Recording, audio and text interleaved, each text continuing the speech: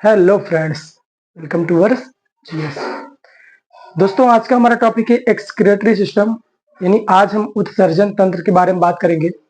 दोस्तों, अगर आप हमारे चैनल पर नए हैं तो आप हमारे चैनल को सब्सक्राइब कीजिए और बेल आइकन को प्रेस कीजिए और वीडियो को शेयर कीजिए।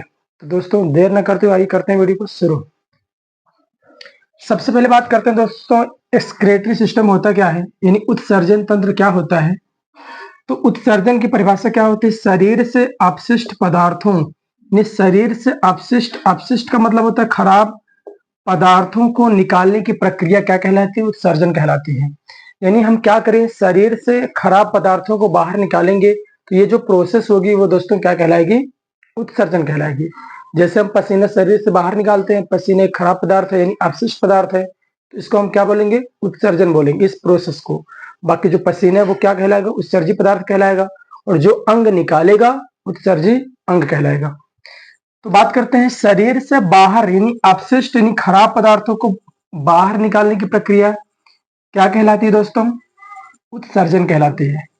उत्सर्जी अंग कुछ होते हैं दोस्तों। उत्सर्जी अंग किसे कहते हैं? उत्सर्जन करने वाले अंग क्या कहलाते हैं दोस्तों? उत्सर्जी अंग कहलाएंगे। यानी जो उत्सर्जन में भाग लेंगे जो अंग, ऐसे अंग को उत्सर्जी अंग कहा जाएगा। अब जैसे आपका हो सकता है दोस्तों, बात कर सकते हैं कि फेफड़ा हो सकता है और त्वचा हो सकती है, किडनी हो सकती है, सब क्या है? उत्सर्जी अंग होते हैं। अब बात करते हैं, मुख्य रूप से 5 उत्सर्जी अंग होते हैं। मुख्य रूप से कितने उत्सर्जी अंग होते हैं दोस्तों? 5 होते हैं। पहला आपका होता है त्वचा, दूसरा फेफड़ा होता है, तीसरा बड़ी आंत, चौथा यकृत और पांचवा कौन होता है? वृक्क, जिसको हम गुर्दा या किडनी भी कह सकते हैं।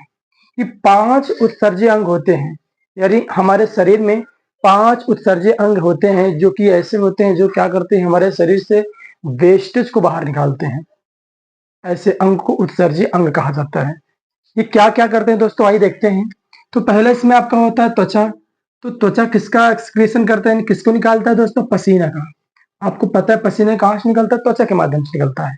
तो ये क्या है? त्वचा एक प्रकार का क्या है? उत्सर्जी अंग है और ये पसीने को निकालता है और सीबम को निकालता है और नमक को निकालता है। आपने देखो कि पसीना आपके शरीर के रोए से बाहर निकलता है, तो किस माध्यम से निकलता है? त्वचा के माध्यम से निकलता है। तो त्वचा क्या है? उत्सर्जी अंग है दोस्तों। बात करते हैं सीबम। सीबम क्या होता है दोस्तों? जब आप कभी सोकर उठते होंगे तो आपके नाक पर देखिए थोड़ा सा तेली पदार्थ होता है, ये तेल की तरह कुछ निकलता है, वो क्या कहलाता है दोस्तों? उसको सीबम कहा जाता है। ठीक है ना? जब आप सोकर उठते हैं सुबह या फिर दोपहर में जब सोकर उठते हैं तो आप देखते होंगे एक तेली पदार्थ होता है आपके नाक के ऊपर लगा होता है, मतलब अगल बगल में। तो ये क्या कहलाता है दोस्तों? ये सीबम कहलाता है। बाकी बात करते हैं नमक। आपके त्वचा से दोस्तों नमक भी निकलता है। पसीना होता होगा, देखते होंगे कि उसके बाद जो कपड़ा होता है दोस्तों वो ठोस हो जाता है, यानी थोड़ा सा क्या हो जाता है? तगड़ा हो जाता है। यानी कहने का मतलब है रग खुरदुरा हो जाता है। उसके बाद देखते होंगे दोस्तों धारियां बन जाती है नमक की, यानी सफेद सफेद धारियां बन जाती हैं, तो वो नमक होता है दोस्तों। यानी हमारा बॉडी जो है, बॉडी का जो त्वचा है वो क्या क्या उत्सर्जन करता है? एक तो सीबम, दूसरा पसीना, और हम क्या कह सकते हैं? एक नमक का उत्सर्जन करता है। ठीक, नेक्स्ट बात करते हैं। आगे बात करते हैं दोस्तों फेफड़े की, यानी फेफड़ा जिसको लंग्स कहते हैं, ये किसका उत्सर्जन करता है दोस्तों? CO2 का। आपको पता है कि आप क्या लेते हैं? ऑक्सीजन लेते हैं, यानी O2 लेते हैं और क्या देते हैं? CO2। तो जो आपका फेफड़ा है वो क्या निकालता है बाहर? तो ऑक्सीजन निकालता है। ऑक्सीजन तो लेते हो, CO2 बाहर निकालता है। आगे बात करते हो वाष्प। ठंडियों में देखते हो कि वाष्प निकलता है। तो दोस्तों कहाँ से निकलता है? ये तो फेफड़े से निकलता है। तो हमारा जो फेफड़ा है एक तो किसका उत्सर्जन करता है? CO2 का, उसके बाद वाष्प का, उसके बाद देखिए बलगम दोस्तों। बलगम में जब हम थूकते हैं तो बलगम की तरह होता है दोस्तों, उसको बलगम कहा जाता है। ठीक है ना? तो वो चीज भी आप फेफड़े से निकालते हैं। ये 3 चीजें आप फेफड़े से एक्सक्रीशन करते हैं। किसका किसका? तो आप कह सकते हैं CO2 का और बलगम का और वाष्प का। उम्मीद है आप समझ पा रहे होंगे। तो फेफड़ा हमारा 3 चीज निकालता है दोस्तों। कौन कौन सा? CO2, वाष्प और बलगम। त्वचा क्या क्या निकालता है दोस्तों? तो पसीना, सीबम और एक बचता है आपका नमक। नेक्स्ट बात करते हैं बड़ी आंत। बड़ी आंत को लार्ज इंटेस्टाइन भी कहा जाता है। अनपचा भोजन को निकालता है, जिसको हम मल कहते हैं, ये लेट्रिन कहा जाता है। ये कौन निकालता है दोस्तों? बड़ी आंत निकालती है। तो बड़ी आंत भी एक प्रकार का क्या है? उत्सर्जी अंग है। लेकिन छोटी आंत क्यों नहीं है दोस्तों? क्योंकि छोटी आंत का काम है कि जो अपचा भोजन अनपचा भोजन है उसको भेज देना किसको, बड़ी आंत को। तो निकालने वाला कौन होगा, बड़ी आंत। बड़ी आंत की पार्ट होता है रेक्टम, मतलब वहां स्टोर होकर लास्ट वाला पार्ट जो बड़ी आंत का होता है रेक्टम होता है, वहां से निकलता है, जिसको हम गुदद्वार भी कह सकते हैं आगे चल के। आगे बात करते हैं दोस्तों यकृत। यकृत भी यानी जिसको लीवर भी कहा जाता है, ये यकृत क्या करता है दोस्तों, अमोनिया को यूरिया में बदलता है। आपके शरीर में दोस्तों क्या पाया जाता है, यूरिया, यानी यूरिन में यूरिया पाया जाता है। लेकिन यूरिया अगर लंबे समय तक टॉयलेट ना जाए तो यूरिया कन्वर्ट हो जाता है किसमें, अमोनिया में। और अमोनिया तो जो होती है बहुत खतरनाक होती है। तो अमोनिया को, एक है भैया यकृत, इनको क्या करते हैं, अमोनिया को यूरिया में कन्वर्ट कर देते हैं। क्योंकि अमोनिया तो खतरनाक है, लेकिन यकृत के आगे चलती नहीं इनकी। तो कहते हैं भैया आप अमोनिया बनिए, हम आपको यूरिया में कन्वर्ट करते रहेंगे। तो यूरिया में कन्वर्ट कर देता है दोस्तों, उसके बाद पेशाब के थ्रू वो बाहर निकल आता है। उम्मीद है आप समझ पाते होंगे। नेक्स्ट बात करते हैं दोस्तों ब्रिक, यानी जिसको क्या कहा जाता है, किडनी कहा जाता है, जिसको हम गुर्दा भी कह सकते हैं, किडनी भी कह सकते हैं दोस्तों, और ब्रिक कह सकते हैं। ये क्या करता है दोस्तों, ये यूरिया निकालता है। यूरिया निकालता कैसे दोस्तों, पेशाब के, पेशाब में यूरिया होता है तो यूरिया उसी की सहायता से निकल जाता है और पेशाब का उत्सर्जन करता है। यानी पेशाब जो यूरिन होता है उसको निकालने वाला कौन होता है, किडनी होता है। यानी किडनी में स्टोर होता है, किडनी में एक पार्ट होता है दोस्तों यूरेथ्रा, उसी के माध्यम से निकलता है।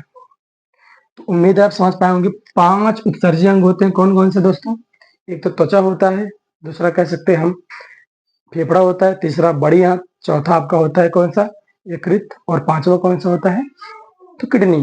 ठीक, तो उम्मीद है आप समझ पाए होंगे। आगे बात करते हैं दोस्तों, ये किडनी का स्ट्रक्चर है, कुछ इस प्रकार का होता है स्ट्रक्चर। आप देख सकते हो, थोड़ा इसको समझ लीजिए। 2 किडनी होती है दोस्तों, एक किडनी इधर, एक किडनी इधर होती है। ऊपर जो आप देख रहे हैं ये छोटे टोपी नुमा, इसको अधिवृषण कहा जाता है। नीचे जो लाइन है ये यूरेटर है, यानी मूत्र को कहाँ लेके आती है, मूत्राशय में लेके आती है। मूत्र को कहाँ लेके आती है, मूत्राशय में लेके आती है। उसके बाद नीचे आप देख रहे हैं यूरेथ्रा, जहां से स्टोर होके यूरिन निकलता है, मूत्र जहां से स्टोर होके निकलता है। तो ये है किडनी का पूरा पार्ट। यानी एक बार फिर देख लेते हैं, ये दोनों किडनी होते हैं दोस्तों। इसके ऊपर जो छोटा सा होता है उसको अधब्रिक कहा जाता है। देखिए ब्रिक अधब्रिक कहने मतलब याद कर सकते हैं कि ब्रिक के ऊपर जो आधे आकार का होता है उसको क्या बोलते हैं, अधब्रिक कहते हैं। और नीचे क्या होता है, मूत्रवाहिनी, और उसके बाद फिर क्या होता है, मूत्राशय, जहां पर मूत्र स्टोर होता है दोस्तों, और यहाँ से मूत्र आता है, और ये यूरेथ्रा जहां से निकलता है। किडनी का काम क्या होता है दोस्तों, यूरिन को फिल्टर करना। ध्यान देना, यूरिन को फिल्टर करने का काम किसका है भैया, फिल्टर छानने का काम तो किडनी का है, लेकिन शुद्धिकरण का काम किसका है, शुद्धिकरण का काम किसका है बेटा, तो कह सकते हैं आप फेफड़े का है। किसका, फेफड़े, लंग्स। लंग्स क्या करता है दोस्तों, शुद्धिकरण करता है यूरिन का। ठीक, नेक्स्ट बात करते हैं दोस्तों, ये है कुछ स्ट्रक्चर बना हुआ है। एक हमने ले लिया किडनी का, इसको हमने एक अलग कर दिया। तो दोस्तों बाहर के पार्ट को क्या कहा जाता है, जो होता है उसको कॉर्टेक्स कहा जाता है। और अंदर के पार्ट को क्या कहा जाता है, उसके अंदर जो परत होती है उसको हम बोलते हैं मिडुला। यानी किडनी के बाहर के आवरण को हम क्या बोलते हैं, कॉर्टेक्स, और अंदर के आवरण को क्या बोला जाता है, मिडुला बोला जाता है। नॉर्मली याद कर सकते हैं, मिडुला मतलब बीच में, मध्य में कह सकते हैं, ट्रिक से याद कर सकते हैं। तो कॉर्टेक्स जो होता है दोस्तों वो बाहर की परत होती है किडनी के, और अंदर की तरफ जो होता है उसको क्या बोलते हैं, मिडुला बोलते हैं। ठीक, और इस तरफ जो होता है जहां से ये पूरा हर चीज जाता है तो उसको क्या बोलते हैं, रीनियल हाइलम। क्या बोलते हैं, रीनल हाइलम बोलते हैं। यानी कहने मतलब यूरिन द्वार जो होता है जहां से पूरा स्टोर होकर जाता है। ठीक, अब आगे देखते हैं दोस्तों। अब आगे बात करते हैं यूरिन, यानी पेशाब में क्या क्या होता है। तो याद रखना 95% क्या होता है दोस्तों, जल होता है। यूरिन में 95% क्या होता है, जल होता है। 2% क्या होता है, यूरिया होता है। और यूरिन का पीएच मान होता है 4.8। अब आप जान सकते होंगे कि 4.8 होने का मतलब है कि यह कैसा होगा, नेचर कैसा होगा, अम्लीय होगा। 7 से कम होता है तो उसमें क्या होता है, वो अम्लीय होता है। 7 से ज्यादा होता है क्षारीय होता है, और 7 होता है तो क्या होता है, उदासीन होता है। तो आपको पता होगा ये 4.8 होने का मतलब क्या है, कि जो यूरिन होता है वो कैसा होता है, अम्लीय होता है। स्वभाव कैसा होगा इसका, अम्लीय होगा। पीलापन किसकी वजह से होता है, तो आप कह सकते हैं यूरोक्रोम की वजह से।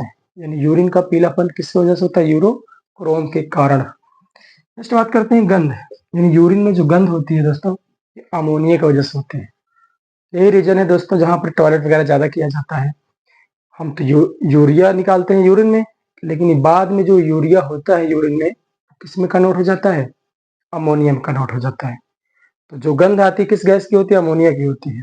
और अमोनिया एक जहरीली गैस होती है, इसीलिए हम जहाँ पर टॉयलेट किया रहता है वहाँ पर हम बैठ नहीं सकते, खड़े नहीं हो सकते, बैठ नहीं सकते। क्यों, क्या रीजन है? गंध इतनी आती है। तो किसकी वजह से आती है? तो अमोनिया की वजह से, क्योंकि लंबे समय के बाद जो यूरिया होता है वो किसमें कन्वर्ट हो जाता है? अमोनिया में।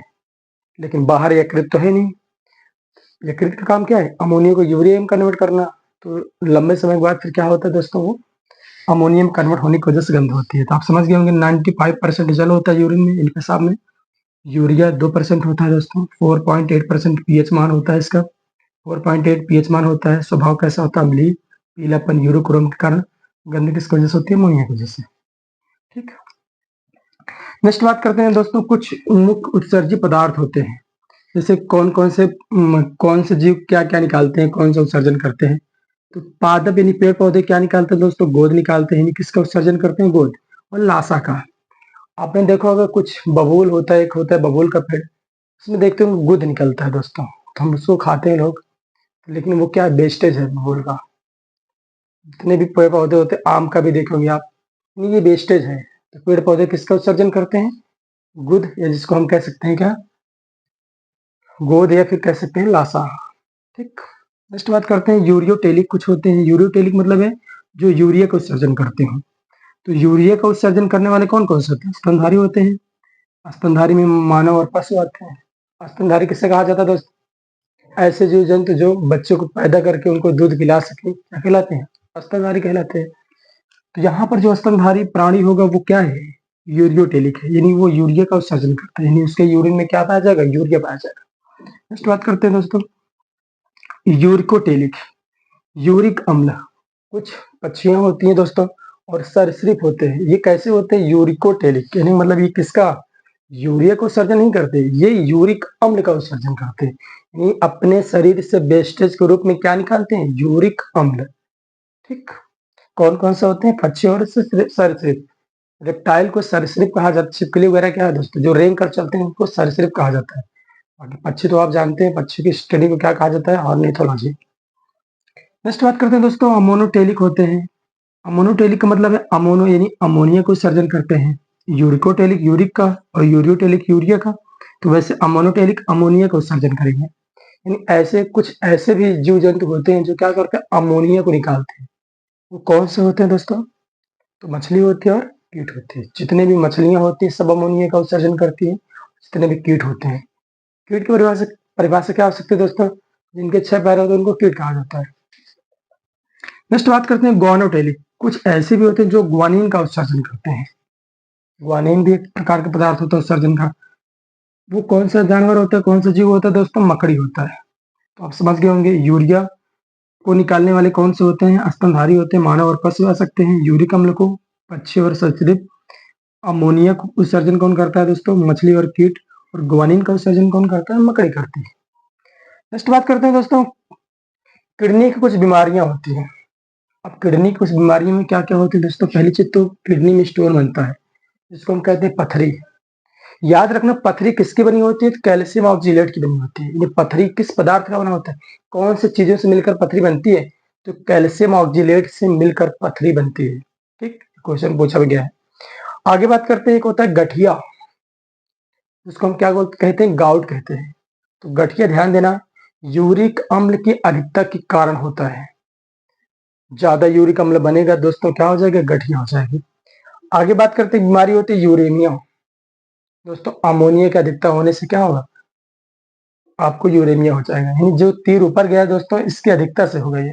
जैसे यूरिक अम्ल की अधिकता से क्या होगा? गाउट यानी गठिया होगा। यूरेमिया अमोनिया की अधिकता से हो जाएगा। समझ गए होंगे आप। नेक्स्ट कुछ इंपॉर्टेंट फैक्ट है दोस्तों, जैसे किडनी 8 लाख नेफ्रॉन से बना होता है। कहने मतलब 8 लाख नेफ्रॉन कोशिकाओं से किडनी बना होता है। किडनी की स्ट्रक्चरल एंड फंक्शनल यूनिट क्या होती है? नेफ्रॉन होती है। यानी किडनी की कार्यात्मक एवं संरचनात्मक इकाई क्या होती है? नेफ्रॉन होती है। इसीलिए किडनी के स्टडी को क्या कहा जाता है? नेफ्रोलॉजी कहा जाता है, क्योंकि किडनी 8 लाख नेफ्रॉन कोशिकाओं से मिलकर बनी होती है। तो स्टडी ऑफ किडनी क्या होगा? नेफ्रोलॉजी। और स्टडी ऑफ ब्रेन कई सारे न्यूरॉन से बना होता है, तो उसको हम क्या बोलते हैं? ब्रेन की स्टडी को न्यूरोलॉजी। ठीक। तो स्टडी ऑफ किडनी क्या कहलाती है? नेफ्रोलॉजी। किडनी की संख्या क्या कितनी होती है दोस्तों? तो 2 संख्या होती है, आप देख सकते हैं। और एक किडनी का वजन कितना होता है? 140 ग्राम होता है। तो ये रहा दोस्तों आज का वीडियो आपको कैसा लगता है आप कमेंट बॉक्स में जरूर बताइएगा, और इसी तरीके से वीडियो चाहते हैं तो आप हमारे कमेंट बॉक्स में जाकर वहां बता सकते हैं। और वीडियो कैसा लगा है आप कमेंट जरूर करिए। और भी किसी टाइप का वीडियो चाहते हैं तो आप कमेंट बॉक्स में लिख सकते हैं, ठीक है ना। तो गर्मी दोस्तों बहुत ज़्यादा है। मिलते हैं नेक्स्ट वीडियो में दोस्तों। जय हिंद।